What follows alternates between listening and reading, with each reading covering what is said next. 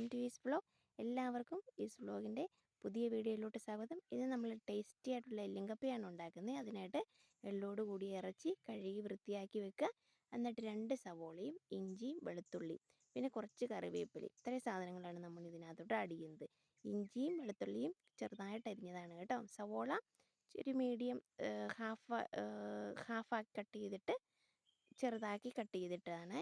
ഇത്രയും സാധനം നമ്മൾ ആഡ് ചെയ്തതിന് ശേഷം നമുക്ക് ഇതിനകത്തോട്ട് കുറച്ച് മഞ്ഞൾപ്പൊടി, കളറിന് ആവശ്യമായ കുറച്ച് മഞ്ഞൾപ്പൊടി ആഡ് ചെയ്യുക. എന്നിട്ട് ഒരു 5 സ്പൂണ് മീറ്റ് മസാലയും കൂടെ ആഡ് ചെയ്യുന്നുണ്ട് കേട്ടോ. ഇത്രയും മീറ്റ് മസാല ആഡ് ചെയ്തു. പിന്നെ പെരുംജീരകത്തിൻ്റെ പൊടിയാണ് 2 സ്പൂൺ പെരുംജീരകത്തിൻ്റെ പൊടി, 1 സ്പൂണ്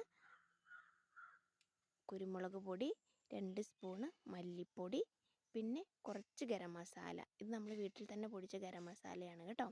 പിന്നെ 1 സ്പൂണ് മുളക് പൊടിയും കൂടെ ആഡ് ചെയ്തിട്ടുണ്ട്. ആവശ്യത്തിന് ഉപ്പ്. ഇത്രയും സാധനം ആഡ് ചെയ്തതിന് ശേഷം നമ്മൾ കൈകൊണ്ട് നന്നായിട്ട് ഇതെല്ലാം കൂടി ഇറച്ചിയിലോട്ട് പറ്റി പിടിക്കത്തക്ക വിധത്തിൽ നന്നായിട്ട് മിക്സ് ചെയ്യണം കേട്ടോ. ഇവിടെ കാണിച്ചിരിക്കുന്ന പോലെ തന്നെ നന്നായിട്ട് മിക്സ് ചെയ്ത് ആ മസാലകളെല്ലാം അതിൽ പറ്റി പിടിക്കത്തക്ക വിധത്തിൽ നന്നായിട്ട് ഇങ്ങനെ കൈകൊണ്ട് തന്നെ മിക്സ് ചെയ്യാൻ കഴിയുന്നത് നോക്കുക. പറ്റാത്തവർ സ്പൂൺ വെച്ച് നന്നായിട്ട് മിക്സ് ചെയ്യുക. എന്നിട്ട് ആവശ്യത്തിന് വെള്ളവും കൂടെ ചേർത്ത് ഇതിനകത്ത് ഈ ഇറച്ചിക്കകത്ത് തന്നെ കുറച്ച് വെള്ളം ഇറങ്ങും. അതുകൊണ്ട് കുറച്ച് വെള്ളം ചേർത്ത് ആദ്യം വയ്ക്കുക, വേണമെങ്കിൽ പിന്നെ ആഡ് ചെയ്താൽ മതി. എന്നിട്ട് നമ്മൾ ഗ്യാസിൻ്റെ അടുപ്പിലോട്ട് വെച്ച് വേവിക്കാൻ വേണ്ടി വെക്കാം. അപ്പോഴത്തേനും നമുക്ക് നമ്മുടെ കപ്പ ഇങ്ങനെ കൊത്തി ചെറുതാക്കി നുറുക്കിയാണ് നമ്മൾ എടുത്തിരിക്കുന്നത്. കപ്പ നുറുക്കി കഴുകി വൃത്തിയാക്കി നമുക്കിത് അടുപ്പിലോട്ട് വെക്കാം. ഇത് രണ്ടും വേകുമ്പോഴത്തേനും നമുക്ക് ഒരു പാനിൽ കുറച്ച് എണ്ണ ഒഴിച്ചിട്ട് ഇങ്ങനെ ചെറുതായിട്ട് അരിഞ്ഞ തേങ്ങ ഉണ്ട് കേട്ടോ. പച്ചത്തേങ്ങ നമുക്കിങ്ങനെ ചെറുതായിട്ട് അരിഞ്ഞ് അത് വറക്കാൻ എടുക്കാം. ഇത് നിങ്ങൾക്ക് ഇഷ്ടമുണ്ടെങ്കിൽ ചേർത്താൽ മതി, പക്ഷേ ഇത് നല്ല ടേസ്റ്റാണ് കേട്ടോ. അപ്പം നമ്മുടെ പച്ചത്തേങ്ങ കൊത്തിയത് ഇവിടെ ചെറുതായിട്ട് അരിഞ്ഞ് റെഡി ആയിട്ടുണ്ട്. ബ്രൗണിഷ് കളർ ആകുമ്പോഴത്തേനും നമുക്കിത് എണ്ണയിൽ നിന്ന് കോരിയെടുക്കാം.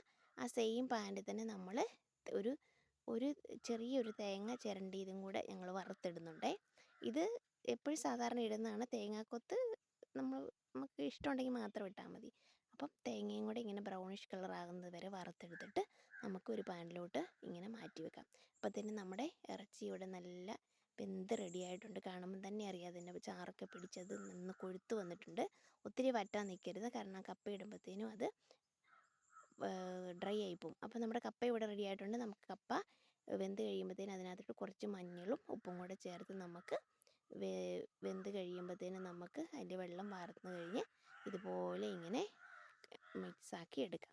ഓക്കെ, അപ്പം നമ്മുടെ കപ്പ ഇവിടെ ഇളകി റെഡി ആയിട്ടുണ്ട്. ഇനി നമ്മുടെ ആ ഇറച്ചി വെന്ത് റെഡിയായതിനകത്തോട്ട് നമ്മൾ വറുത്ത് വെച്ചിരിക്കുന്ന തേങ്ങ ആഡ് ചെയ്യുക. ആഡ് ചെയ്ത് ഒന്ന് തിളച്ച് വരുമ്പോഴത്തേനും നമുക്ക് കണ്ടോ നന്നായിട്ട് അത് തിളയ്ക്കാൻ തുടങ്ങിയിട്ടുണ്ട്.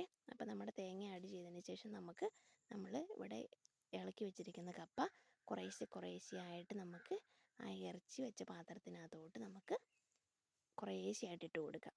അപ്പോൾ ഇതുപോലെ എല്ലാ കപ്പയും ഇട്ട് കഴിഞ്ഞതിന് ശേഷം നമുക്ക് നമ്മുടെ ഒരു തവി കൊണ്ടോ സ്പൂണ് കൊണ്ടോ ഒരു കോല് കൊണ്ടോ നല്ല സ്ട്രോങ് ആയിട്ടുള്ള തവി എടുക്കണം, അല്ലെങ്കിൽ ഇത് ഇളകുമ്പോഴത്തേനും ഒടിഞ്ഞു പോകാൻ സാധ്യതയുണ്ട്. അപ്പോൾ സ്ട്രോങ് ആയിട്ടുള്ള ഒരു കമ്പോ എന്താണോ നിങ്ങൾക്ക് ഇളക്കാൻ യോജിച്ചത് അതനുസരിച്ച് നന്നായിട്ട് ഇവിടെ കാണിച്ചിരിക്കുന്ന പോലെ തന്നെ നന്നായിട്ട് മിക്സ് ചെയ്യുക. ഒത്തിരി ഡ്രൈ ആകാൻ നിൽക്കരുത്, ഇങ്ങനെ കുഴഞ്ഞിരിക്കണം കേട്ടോ, എന്നാലേ അതിന് ടേസ്റ്റ് ഉണ്ടാവുകയുള്ളൂ. അപ്പോൾ ഇതുപോലെ നന്നായിട്ട് കപ്പ ഫുള്ളായി ഇറച്ചിയും കപ്പയും കൂടെ നന്നായിട്ട് ഇങ്ങനെ മിക്സ് ചെയ്യണം. ഇതുണ്ടോ, ഇതുപോലെ നന്നായിട്ട് ഇളക്കി കൊടുക്കുക. അപ്പോൾ ഇതുപോലെ ഇളക്കി കൊടുത്തതിന് ശേഷം കുറച്ച് വെളിച്ചെണ്ണയും കൂടെ അതിൻ്റെ പൊക്കത്ത് ഇട്ട് കൊടുക്കണേ.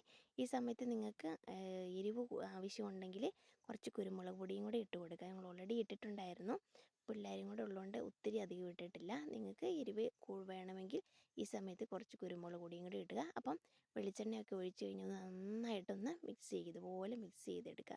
അപ്പം നമ്മുടെ ടേസ്റ്റി ആയിട്ടുള്ള എല്ലിങ്കപ്പ ഇവിടെ കണ്ടോ റെഡി ആയിട്ടുണ്ട്. നല്ല ടേസ്റ്റാണ് കേട്ടോ. അപ്പം നിങ്ങൾ ഇതുപോലെ ഒന്ന് ട്രൈ ചെയ്ത് നോക്കുകയാണെങ്കിൽ നിങ്ങൾ പിന്നെയും ഉണ്ടാക്കും. ഓക്കെ, അപ്പോൾ നമുക്കൊരു വാഴയിലയിലോട്ട് നല്ല ചൂടുള്ള എല്ലിങ്കപ്പ ഇങ്ങനെ വിളമ്പിയാം.